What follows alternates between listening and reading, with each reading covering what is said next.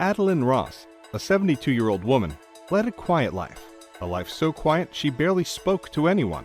Despite her voluntary silence, people around her, including her son, mistakenly assumed that Adeline had gone deaf. As a result, they wanted to place her in an assisted living community. However, the remarkable story of how Adeline reclaimed her voice and set everyone straight is truly inspiring. Adeline had faced unimaginable heartache when she lost her husband, leaving her to raise their 2-year-old son Justin all by herself. Working tirelessly day and night, Adeline took on multiple jobs to make ends meet. Her hard work and sacrifice began to pay off when she managed to purchase 2 houses, one for herself and one for Justin. Adeline had always been a vibrant, talkative woman, full of life and energy. Her son Justin had been her pride and joy. They had shared a special bond. However, a misunderstanding between them led to hurt feelings, causing Adeline to retreat into a world of silence. She believed that by staying quiet, she could protect herself from further heartache. As the years went by, people in her small town started to notice Adeline's silence. Her neighbors and friends grew increasingly concerned, and they believed she had lost her hearing and needed help. One day, Justin decided to pay Adeline a visit. Upon his arrival, she silently served him some food, maintaining her usual quiet demeanor. While he was there, another woman, a family friend, also dropped by for a visit. As Adeline sat on the couch in the living room, she couldn't help but overhear Justin and the woman discussing the possibility of placing her in a senior living facility. Sitting on the couch next to them, Adeline silently bit her lip as she listened to their conversation. The woman said, "You know, not everyone wants to live in a senior living facility. Maybe you should give her some time to see if she can handle living on her own." The woman continued asking, "Is she a burden to you? Can she take care of herself?" Justin said, "She's living alone now and she does everything by herself." The woman said, "Well, if she can look after herself, there's no need to put her in a senior living facility."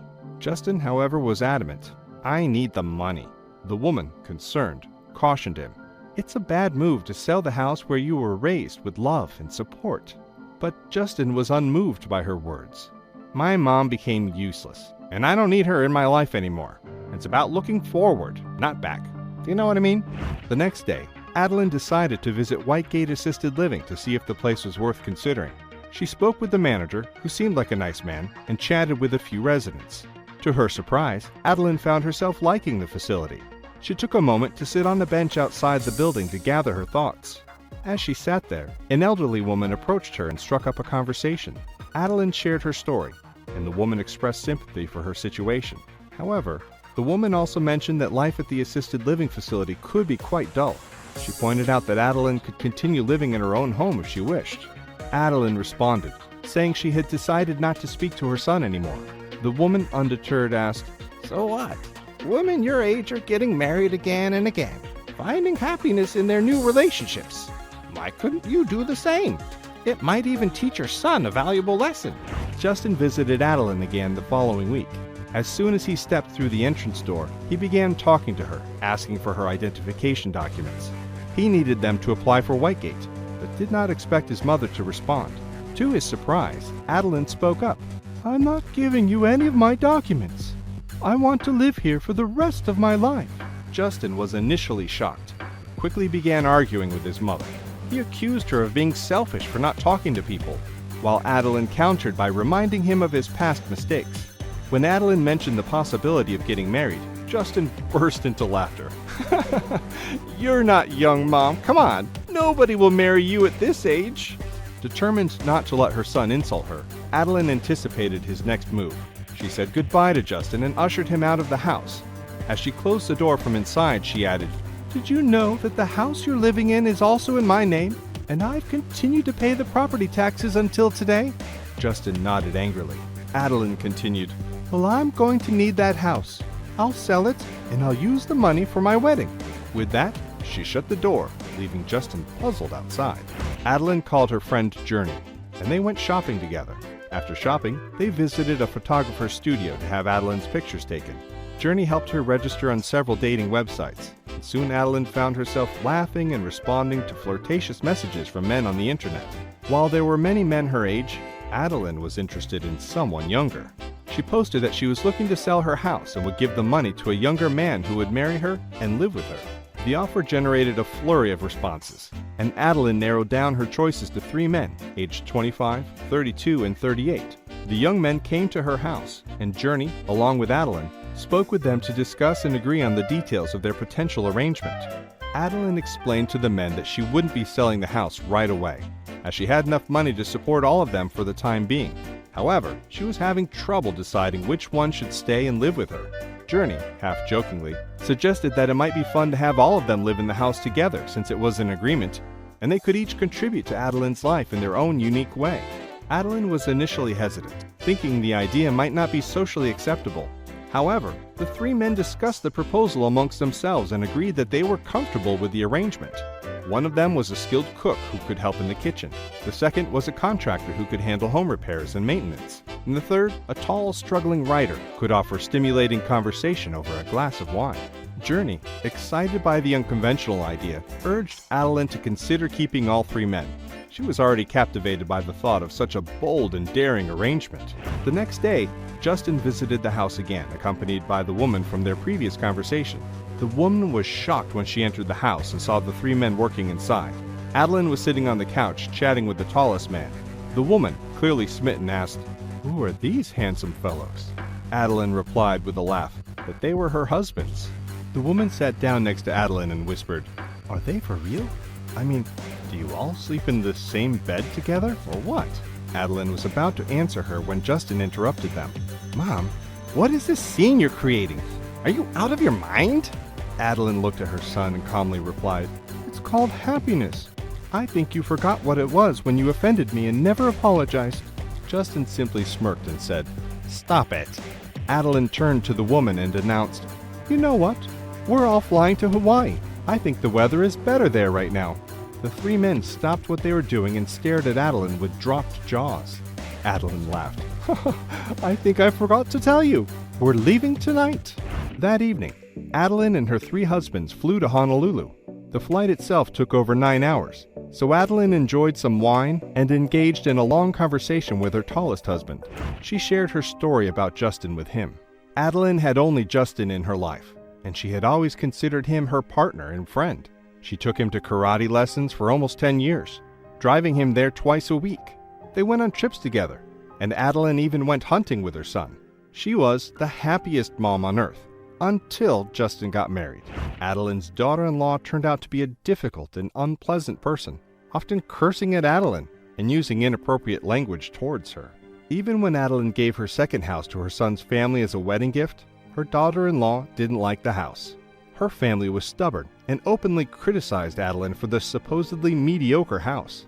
Adeline cried a lot, but she held on to the hope that her son would understand her. After a year, Adeline became a grandmother. However, she never got to see her grandson. She begged her son to bring the child over at least once, but her daughter-in-law wouldn't allow it. 4 years had passed since she had become a grandmother, and the first year she didn't receive anything from her son for her birthday. Not even a message. Nothing. Adeline was heartbroken. The tough life she had led couldn't break her, but her son's inaction caused her more pain and hurt than anything else in the world. Since then, Adeline had stopped talking to people. Her tallest husband hugged her and said, "Kids will always be kids, and your role as a parent is to teach them about life, even now." It was almost evening when they arrived at their hotel, and Adeline had booked a large suite with a beautiful view. Over the following days, the four of them had plenty of fun, and even became quite popular in the area. Adeline walked around with her three husbands as if they were her personal guards. She felt happy and never wanted to return home. However, the contract with the three men was nearing its end, and she had a job to do. One morning, a lawyer called Justin and informed him he was about to fly to Honolulu to visit Justin's mom. He explained that he was preparing papers for the three young men. Justin, worried, asked if he was trying to sell the house too. The lawyer told him that he wasn't informed about that part. Justin's heart started beating fast, and he asked the lawyer for the address and the place that they were staying. That evening, right after the lawyer's flight, Justin flew to Honolulu as well. He couldn't sleep, consumed by the thought of losing the house. Justin found a hotel and managed to fall asleep with the help of some wine. The next morning, he went to the hotel where his mom was staying, but couldn't find her there. The receptionist told him that she was dressed in white and accompanied by 3 other men dressed in black, and they all looked stunning. Some of the hotel staff were even helping them arrange a wedding. Justin was shocked. "A wedding? A real wedding?" The receptionist answered. Yes, sir. A real traditional white wedding. With a shaking voice, Justin asked for the location of the wedding and began running towards it after learning the details. When Justin arrived at the venue, he thought it was too late. The four of them were sitting around a table signing papers, while a man who looked like a priest shouted, "And now you are officially a wife and her 3 husbands." They all started laughing, and Adeline asked, "Can we kiss each other now?" They laughed and started dancing as a small crowd gathered around them. Justin came rushing towards them and shouted, "Stop!" They all halted, and as Justin tried to get closer to his mother, the 3 men blocked his way. Justin shouted, "Mom, why are you doing this? You have your grandchild living with me in the house." Adeline didn't budge. "A grandchild I have never even seen. Not even a photo." The 3 men nodded in agreement. Adeline continued, "You betrayed my love when you took their side. You chose your wife over me. You picked your side. I gave you all my life, but got nothing in return. It's too late." Adeline walked away as the 3 men continued blocking Justin. Justin kneeled and started crying. "Mom, I didn't want to leave you, but they made me. I was also afraid of becoming like my dad, and I didn't want to abandon my child." Adeline shouted back, "But you wanted to sell the house and take the money." Justin replied, "I had to, Mom. My wife is asking for a new house, and I couldn't resist her. I couldn't stand up to my father-in-law either. He's a retired police officer and so intimidating." Adeline shook her head. "So you did make your choice. Now they are your family, not me." As Adeline was about to leave, Justin fell to the ground, crying, "I'm sorry, Mom. Please forgive me. I promise I'll bring Blair next week to meet you. I promise I'll stand up to my father-in-law. I'll even ban them from my house if I have to. I'll do anything to make you happy. I was wrong. God knows I was wrong. I listened to my wife's words, not yours. Please forgive me, Mom." Adeline stopped and after a brief pause asked, "What if you're only doing this to stop me from selling the house, which I already did?" Justin was adamant. "I don't need your house. I need you. I need your love and support like you always gave. I can buy a new house for myself. I'm going to do it, but that's not important right now. All I need is your forgiveness. Without you in my life, I feel like crap. Please." Justin lay there for a moment before Adeline came closer to him and helped him up.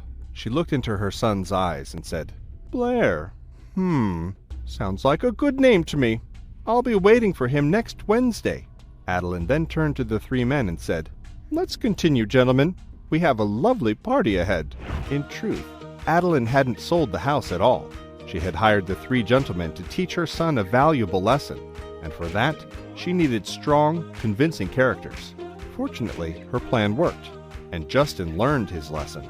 The following week, on Wednesday, Justin brought Blair to meet his grandmother for the first time. His wife tried to confront him and complain, but he firmly put her in her place. When his father-in-law called him as he left the house with Blair, Justin declined him. The father-in-law called again, and Justin declined once more. Finally, Justin found his voice and stood up for himself. Adeline continued living alone, occasionally enjoying visits from her grandson Blair and her dear friend Journey. As for Justin, he had learned to prioritize the love and bond he shared with his mother, ensuring that their relationship would remain strong despite the challenges they had faced. If you enjoyed this story, please hit the like button and subscribe to our channel. Don't forget to also turn on notifications to stay updated on our latest content. Thank you for joining us.